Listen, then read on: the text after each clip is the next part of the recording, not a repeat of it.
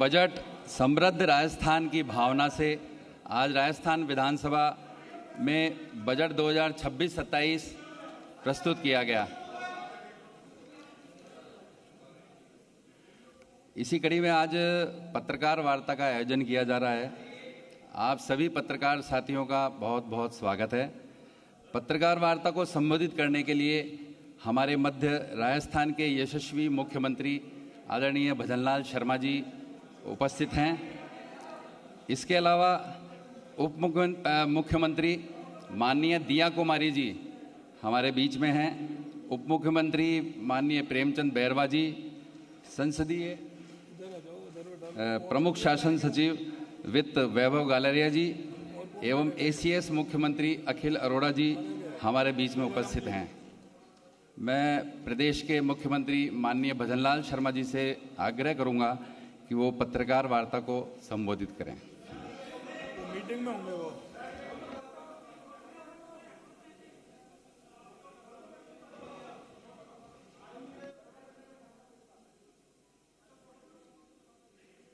आगे वाले कुछ ना कुछ फायदा तो उठाएंगे ही ना।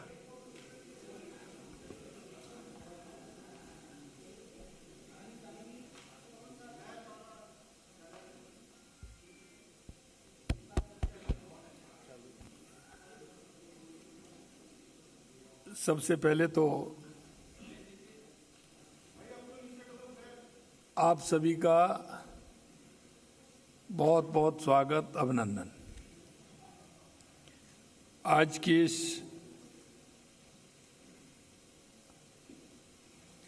बजट की कॉन्फ्रेंस में मेरे साथ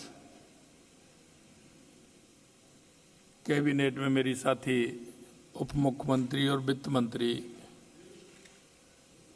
जिन्होंने आज बजट पेश किया है, ऐसी श्रीमती दिया कुमारी जी।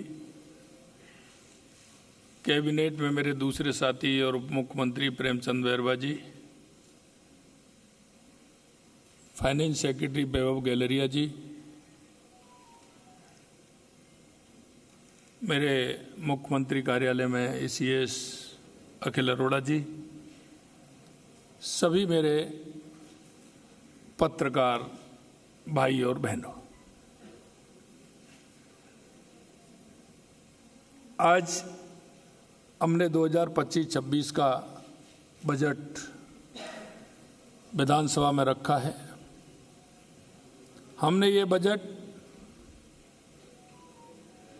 हमारे द्वारा तैयार किए गए विकसित राजस्थान 2047 विजन दस्तावेज को धरातल पर उतारने के लिए एक एक्शन प्लान के रूप में तैयार किया है। हमारी सरकार ने हाल ही में पेश किए गए केंद्रीय बजट में यशस्वी प्रधानमंत्री श्री नरेंद्र मोदी जी द्वारा मार्गदर्शित 3 कर्तव्यों के आधार पर है। पहला, तेज और स्थिर आर्थिक विकास। दूसरा, लोगों की आकांक्षाओं को पूरा करना, उनकी क्षमताओं का निर्माण करना, सबका साथ सबका विकास से प्रेरणा लेते हुए अपना बजट बनाया है। हमने संकल्प पत्र 2023 में 392 घोषणाएं की थी, जिन्हें 5 साल में पूरा करना था, लेकिन हमने 5 साल का इंतजार नहीं किया। हमने 2 साल में ही 282 घोषणाएं यानी कि 72% से अधिक को पूरा करके दिखाया है। इसी तरह बजट 2024-25 की 1277 घोषणाओं में से 1188 यानी 93% को धरातल पर लागू कर दिया है।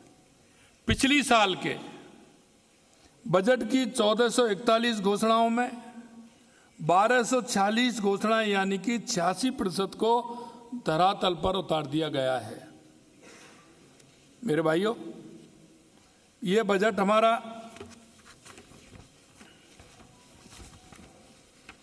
हमारे 10 संकल्पों के साथ है।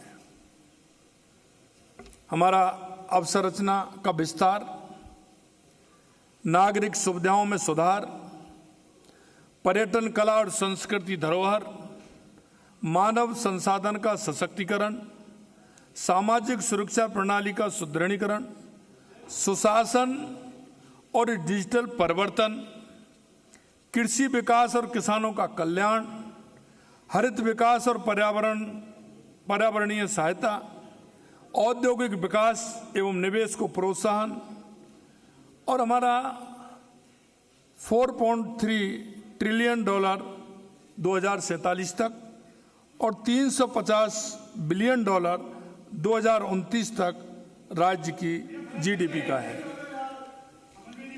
मित्रों, हमारा ये 26-27 का जो बजट है,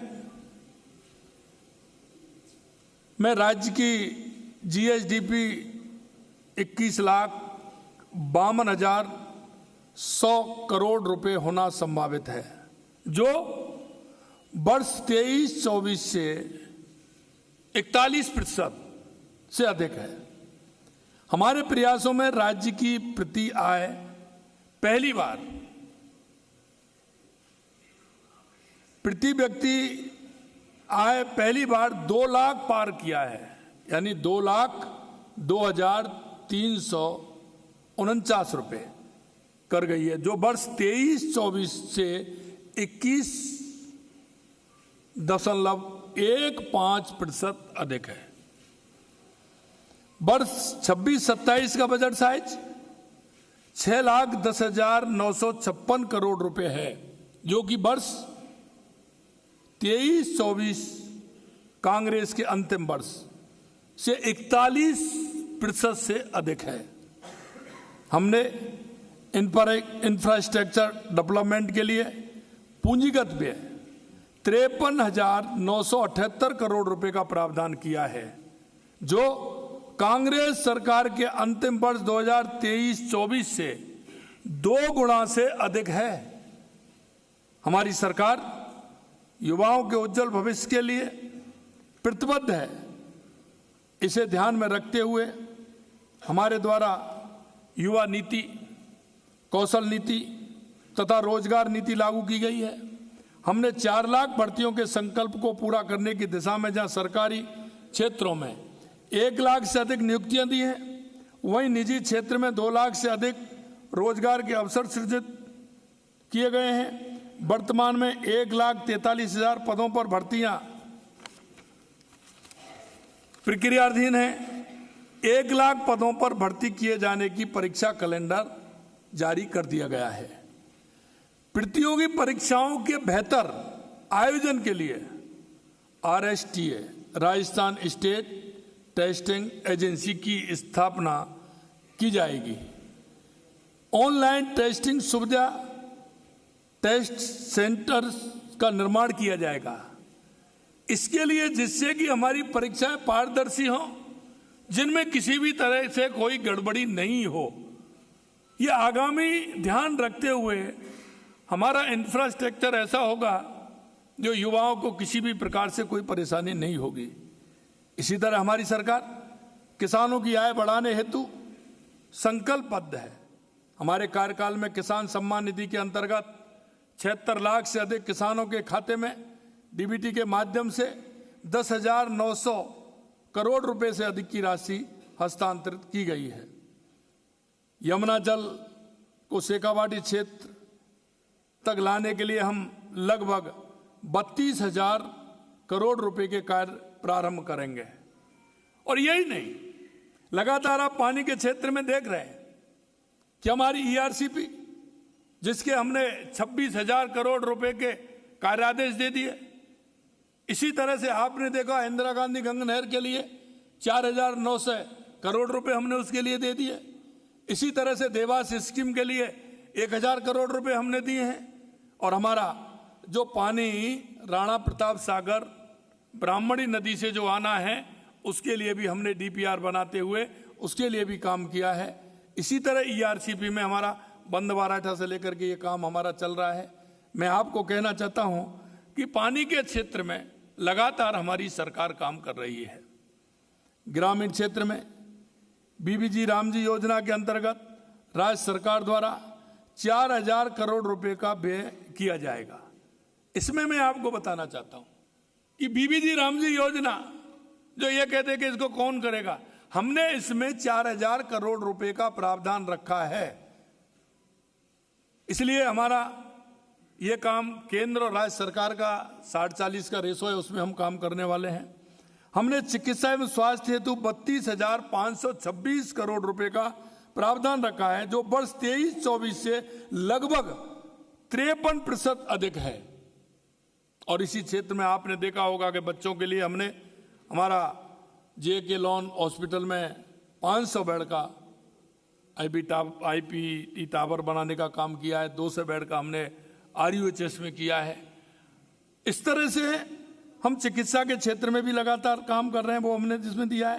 प्रदेश के विद्यार्थियों को बेहतर गुणवत्ता शिक्षा सुनिश्चित करने के लिए प्रावधान को बढ़ाते हुए लगभग 69,000 करोड़ रुपए किया है, जो कि वर्ष 23-24 से लगभग 35% अधिक है।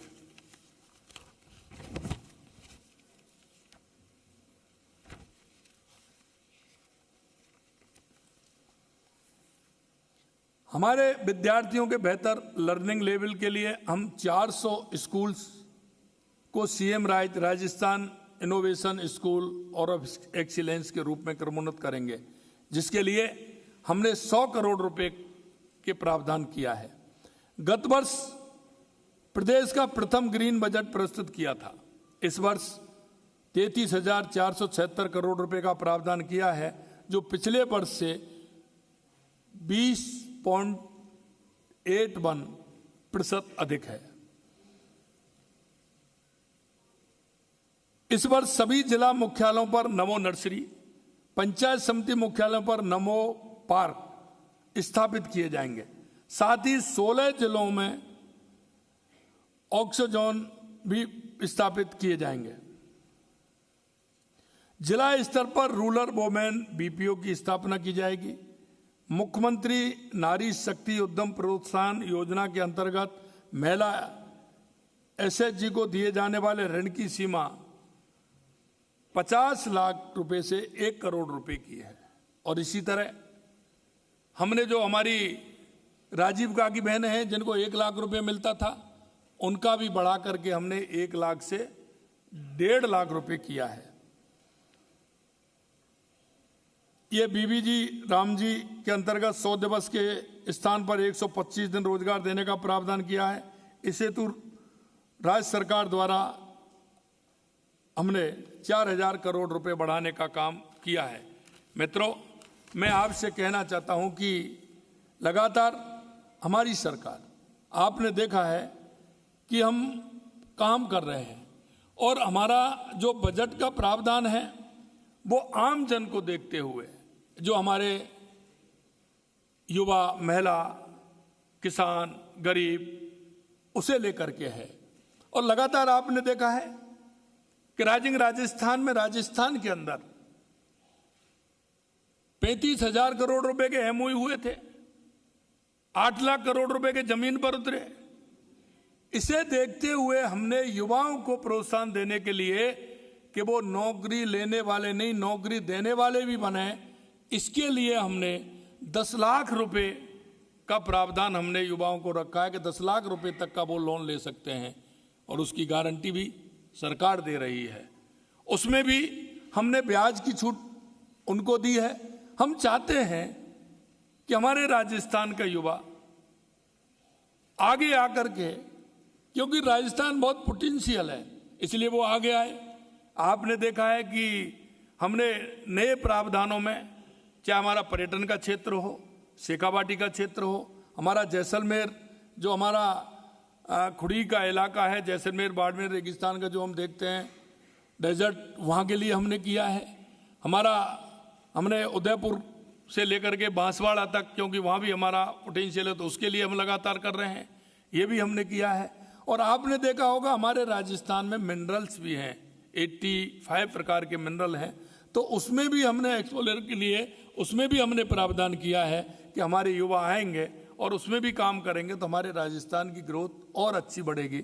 मैं आपसे इतना कहना चाहता हूं, वैसे तो लगभग 2 घंटा 50 मिनट 54 मिनट का हमारा बजट था, शायद मैं पूरी बातें उसमें नहीं रख पाऊंगा, आप सभी देखेंगे। और अभी हमारा तो रिप्लाई भी आएगा हमारी वित्त मंत्री जी का, फिर हमारा भी रिप्लाई आएगा। हम आपसे कहना चाहते हैं कि हमारी सरकार राजस्थान के गरीब किसान, युवा और महिला के लिए समर्पित है। हमारे राजस्थान को विकसित राजस्थान हम कैसे बनाएं, इसके लिए समर्पित है।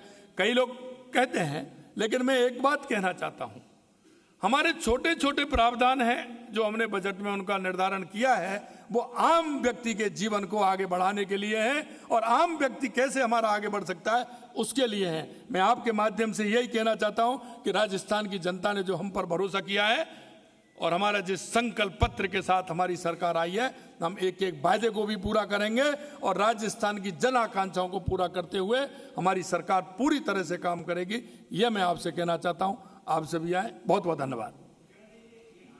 एक मिनट। धन्यवाद मुख्यमंत्री जी।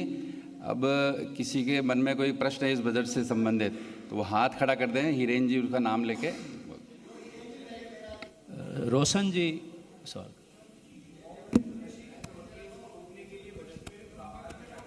क्या मानते हैं कितना जरूरी है ये?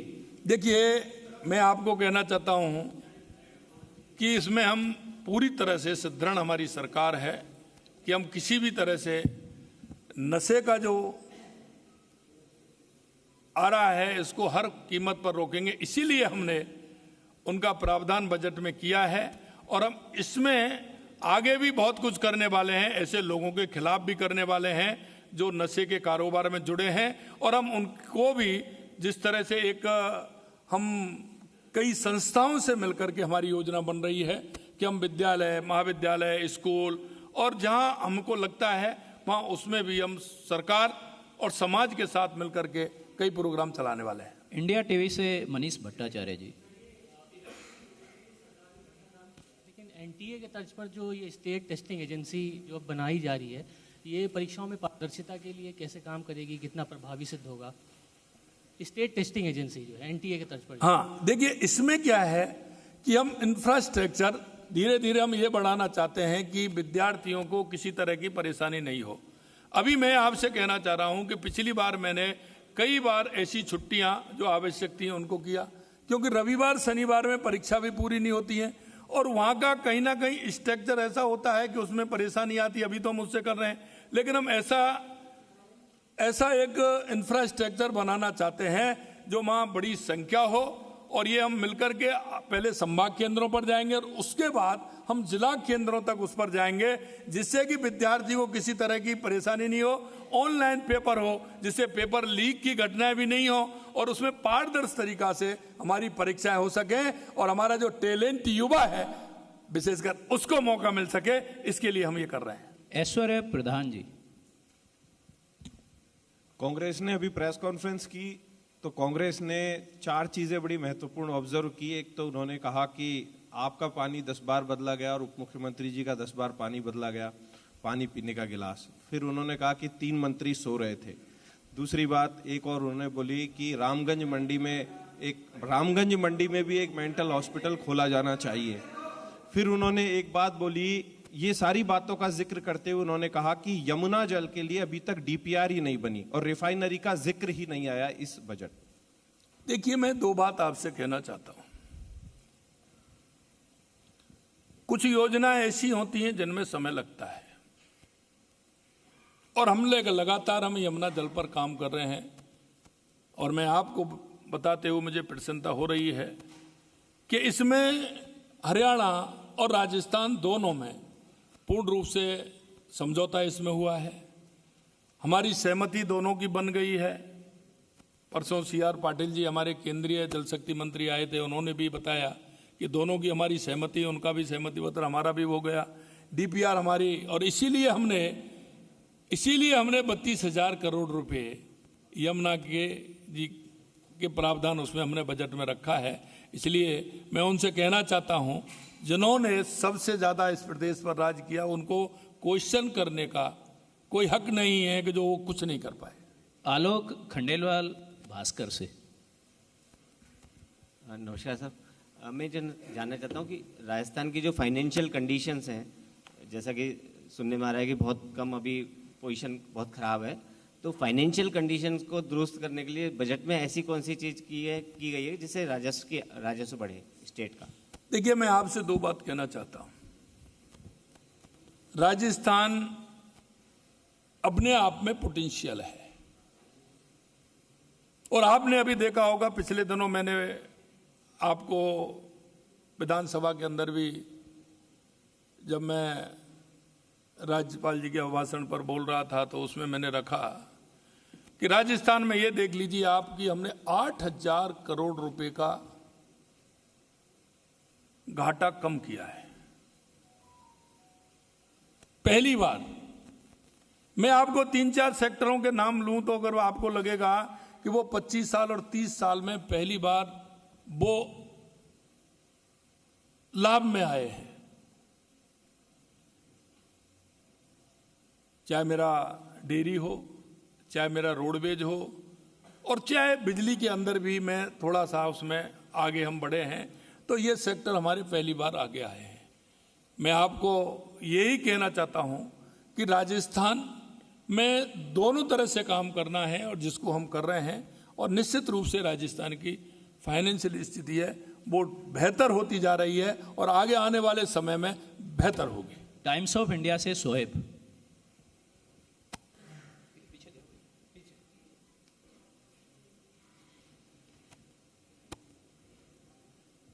Thank you sir. जो आज बजट में स्कूल्स का जो रिपेयर के लिए जो बजट पास हुआ, उसमें बताया गया कि 2500 स्कूल्स को रिपेयर करने के लिए 550 करोड़ का बजटरी एलोकेशन किया गया इसमें सर। लेकिन इस फिगर को हम देखें और कंपेयर करें कि जो शिक्षा मंत्री मदन दिलावर जी ने कुछ दिन पहले अभी विधानसभा में एक रिप्लाई में कहा था कि 41,000 स्कूल्स जो हैं वो रिपेयर मांग रहे हैं, 3500 स्कूल्स ऐसे हैं जो कि अनसेफ हैं। तो सर ये 2500 स्कूल्स क्या आपको लगता है काफ़ी रहेंगे? इतने बड़े जो स्कूल्स को, यानी कि 41,000 स्कूल्स को रिपेयर चाहिए, सर ये कहाँ तक मतलब जो है बैलेंस बना पाएगा? Thank you. देखिए, उसमें आप जब बजट में देखेंगे तो आपको प्रावधान अपने आप महसूस कर लोगे। उसमें नए स्कूल बनने हैं, उनके लिए हमने अलग दिया है। जो नए स्कूल की संख्या हमारी जो है उसके लिए 400 करोड़ रुपए हमने उसके लिए दिया है। नए स्कूल जो बनने वाले हैं उसमें से ही वो कम होंगे। और ये 550 करोड़ रुपए हमने रिपेयर के वो दिए हैं जिनका तखमीना बनवा करके हमने लिया है। आपको मैं एक विश्वास दिलाता हूं कि राजस्थान के अंदर हमने उन बिल्डिंगों को भी लिया है, उनको चिन्हित किया है। आपको जाकर के लगेगा कि ये आप क्या कर रहे हैं, आज तक किसी ने नहीं किया। ऐसी बिल्डिंग राजस्थान में खड़ी है जिनका उपयोग नहीं हो रहा है, ऐसी 13,000 बिल्डिंगों को हमने छांटा है। 13,000 बिल्डिंग राजस्थान के अंदर हैं जिनका कोई उपयोग नहीं है। हमने उसकी उपयोगिता देखते हुए उनकी भी मरम्मत होगी, आवश्यक होगा उसमें उसको भी करेंगे और ये भी करेंगे। और मैं आपको विश्वास दिलाता हूं कि राजस्थान के जितने भी स्कूल हैं हम उनको पूरी तरह से रिपेयर करते हुए, जहां नए की आवश्यकता है वहां नए बना रहे हैं, जहां पुराने की आवश्यकता है उसको रिपेयर कर रहे हैं, जहां हमारी बिल्डिंग खड़ी हुई है उनमें उनको हम शिफ्ट भी करेंगे। अंतिम सवाल की ओर हम जा रहे हैं। लास्ट 2 सवाल लेंगे, पंकज सोनी जी और उसके बाद लाल सिंह जी।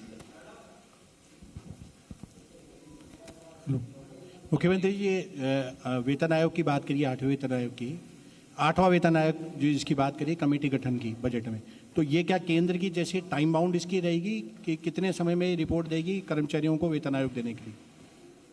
ये तो कमेटी है, तुरंत कमेटी रिपोर्ट देगी। ये तो उसके लिए है, जब 8वां वित्त आयोग आ रहा है तो उसकी रिपोर्ट तो देनी ही देनी है। नहीं, केंद्र से पहले स्टेट की रिपोर्ट रहेगी या केंद्र के बाद उसका अनुसरण होगा? देखो, इसका जो रूल्स है उसके आधार पर होगी। केंद्र की अगर उसमें कोई समाहित होना होगा तो उसको करेंगे, अगर उसमें अपना ही अपना होगा तो हम उसको करेंगे। वो तो दोनों की एक दूसरे से मिलकर की होती है। एक मिनट मुकेश जी, एक क्वेश्चन ओके, अब हम समापन की ओर हैं, लास्ट क्वेश्चन है। सीएम साहब, मेरा पूरे बजट को लेकर एक बात करनी थी, क्योंकि अगर हम जो बजट कवरेज कर रहे हैं इन दिनों में, हम पहले कवर करते थे, सुनने में आता था राजस्थान पर इतना कर्ज है, हर व्यक्ति पर इतना कर्ज आ रहा है, राजस्थान कर्ज में डूब रहा है। लेकिन आपके आने के बाद जो परिवर्तन हमने नोट किया है, आखिर क्या मैकेनिज्म आपका है, क्या मूल मंत्र है कि ये चीज़ अब कम होती जा रही है? हम राजस्थान को बेहतर कर रहे हैं, योजना ला रहे हैं, लेकिन ये अब चर्चा नहीं होती कि कर्ज में डूब रहा है राजस्थान या व्यक्ति पर कर्ज ज़्यादा बढ़ रहा है। तो ये क्या मैकेनिज्म आपका है, क्या मूल मंत्र आपका है? देखिए, मैं आपको दो बात बताना चाहता हूँ। मैंने पिछले उसमें जिक्र किया था दो बातों का। एक तो पता लगता है महंगाई दर से, तो मैंने उस दिन बताया था महंगाई दर किस तरह से घट करके नीचे आई है और 0.81 आई है, 6.5 से ऊपर थी, फिर 4.44 हुई, 4.44 और उसके बाद 0.81। ये क्या आधार मानते हैं? इसी तरह से 8,000 करोड़ रुपए का, जैसा मैंने बताया, कर्जा कम हुआ। इसी तरह से प्रति व्यक्ति इनकम पहली बार 2 लाख को क्रॉस की है। इससे आप अनुमान लगा सकते हैं कि राजस्थान किधर जा रहा है। और मैं आपको यह भी विश्वास दिलाना चाहता हूं कि आपने देखा होगा आज 2-3 घोषणाएं और हमने की हैं, क्योंकि हम उसको रोकना चाहते हैं जो राजस्थान की गाड़ी कमाई जिसको देनी होती है उस पर नहीं पहुंचती है। हमने डीबीटी के माध्यम से किया है, आपको पता हो। हम हर चीज को डीबीटी पर ला रहे हैं जिससे कोई उसका बिचौलिया नहीं हो, जिससे कि वो जिस व्यक्ति को जिस की आवश्यकता है, जिसको सरकार दे रही है, उसको सीधे खाते में पहुंचे। अब तक क्या होता था, बजट की शायद बड़ी होगी, कुछ और होगा, लेकिन उसकी कितना उस तक पहुंचता था। हमने कहा है कि हम अंतिम पायदान पर जो व्यक्ति खड़ा है, हर योजना का लाभ उस तक मिले, किसान को, युवा को, मजदूर को, जो भी आवश्यकता है हमारी, उनको पूरी तरह से मिले। इसलिए हम उसकी तरफ भी बढ़ रहे हैं। आप चिंता मत करिए, राजस्थान निश्चित रूप से विकसित भारत और विकसित राजस्थान, उत्कृष्ट राजस्थान, और जो हमने कहा है वो हम करके दिखाएंगे, ये मुझे विश्वास है। बहुत बहुत धन्यवाद। आप सभी का बहुत बहुत धन्यवाद। सभी पत्रकारों से निवेदन है, यहाँ प्रेस विज्ञप्ति भी आपको ले।